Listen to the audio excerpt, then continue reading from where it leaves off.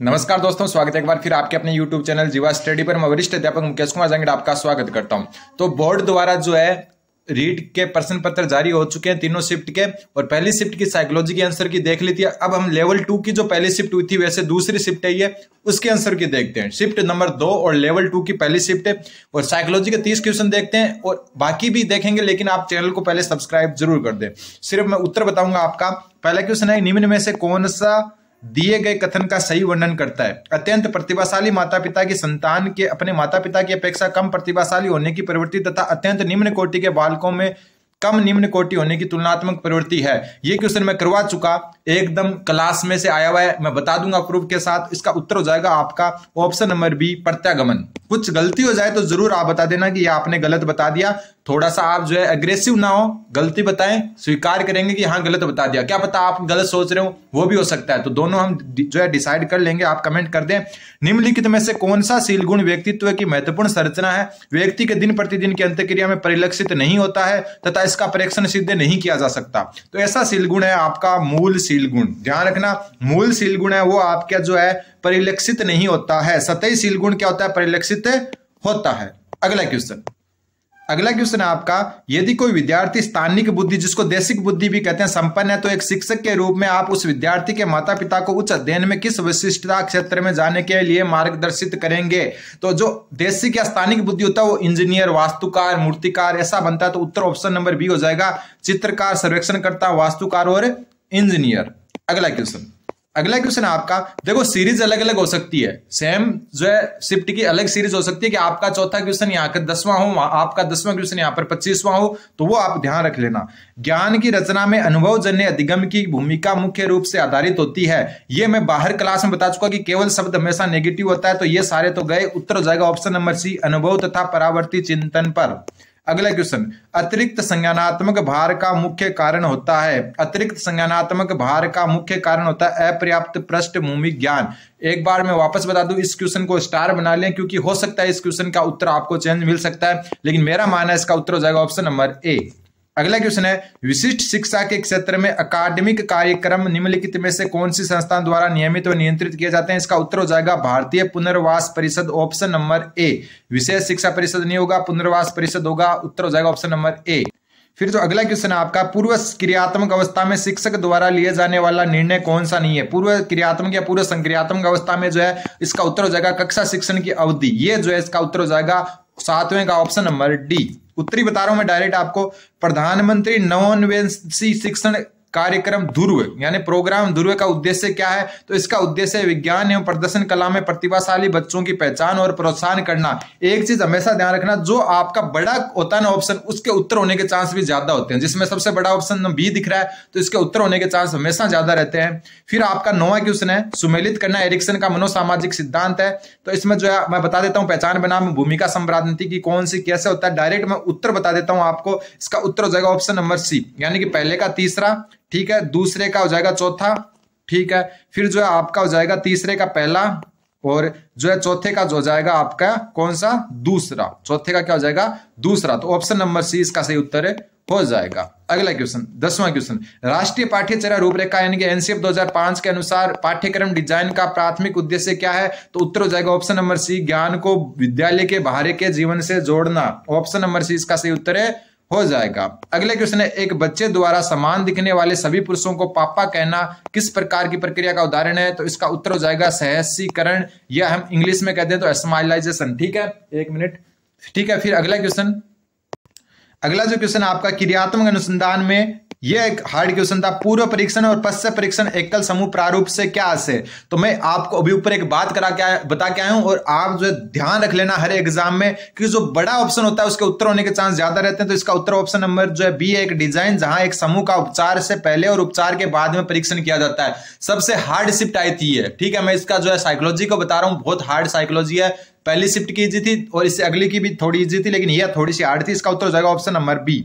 अगला, निम्नलिखित में से कौन सा बच्चों के भाषाई विकास को नकारात्मक रूप से प्रभावित करता है? तो उत्तर हो जाएगा परिवार की एकल प्रवृत्ति। ठीक है, परिवार की एकल प्रकृति जो है आपका जो है जो है क्या करती है, नकारात्मक रूप से प्रभावित करती है।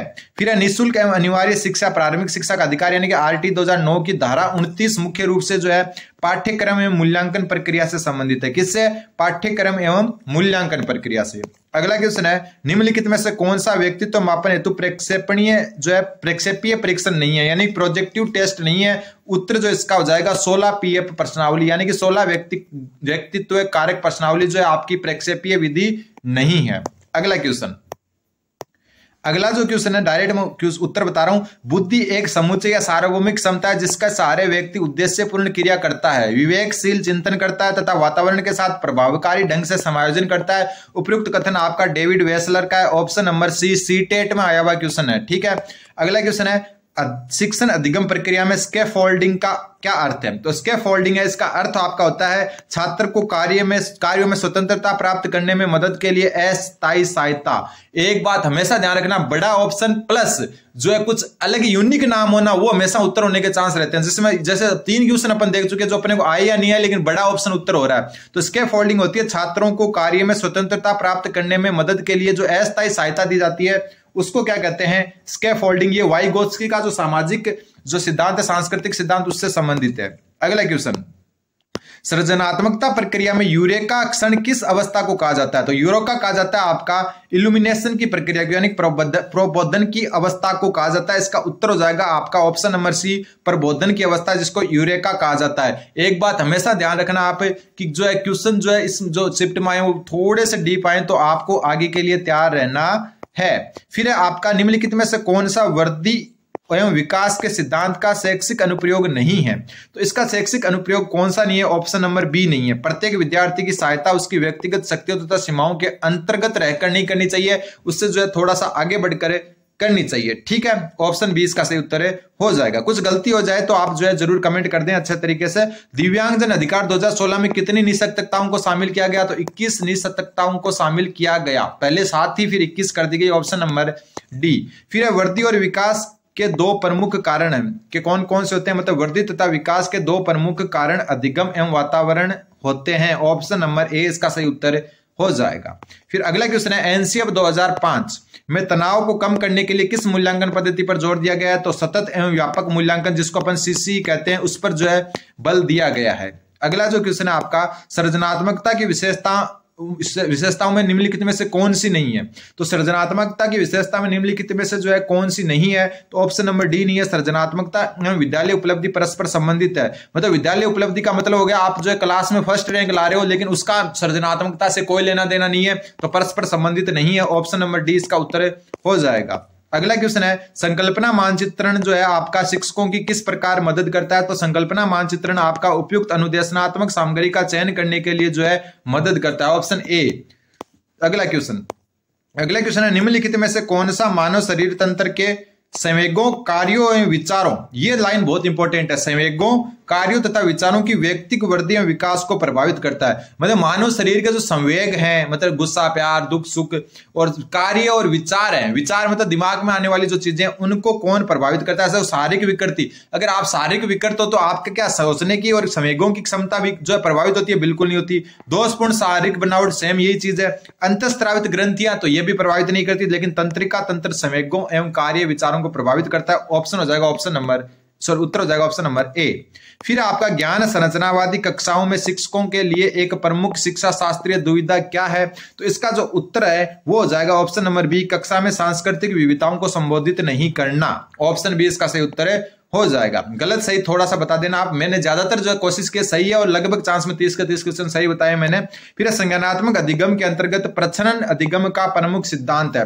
तो प्रच्छन्न अधिगम का जो है प्रमुख सिद्धांत देखो, केवल शब्द तो हो नहीं सकता, तो उत्तर हो जाएगा ऑप्शन नंबर ए, बिना पुरस्कार में पुनर्बलन के भी सीखना। Option number A. अगला क्वेश्चन, ये केवल वाला मैंने आपको ट्रिक बताई थी। फिर देखो 28वां क्वेश्चन है, इसमें डायरेक्ट उत्तर मैं बता देता हूं। देखो क्वेश्चन आपके सामने और उत्तर हो जाएगा इसका ऑप्शन नंबर ए, यानी कि पहले का ए है, दूसरे का बी है, तीसरे का सी है, चौथे का डी है, यानी कि सामने के सामने लिखे हुए हैं, तो ये भी आपको ध्यान में रखना है। फिर है मनुष्य की मूल प्रवृत्ति जन्य या संवेगात्मक शक्ति को अभिव्यक्त होने का अवसर देना, जैसे एक दूसरे से घुलने मिलने की स्वतंत्रता क्या कहलाती है? तो ये कहलाती है आपका कैथेरिसिस, या फिर हम कह सकते हैं अतिरेचन। क्या कहलाती है? अतिरेचन।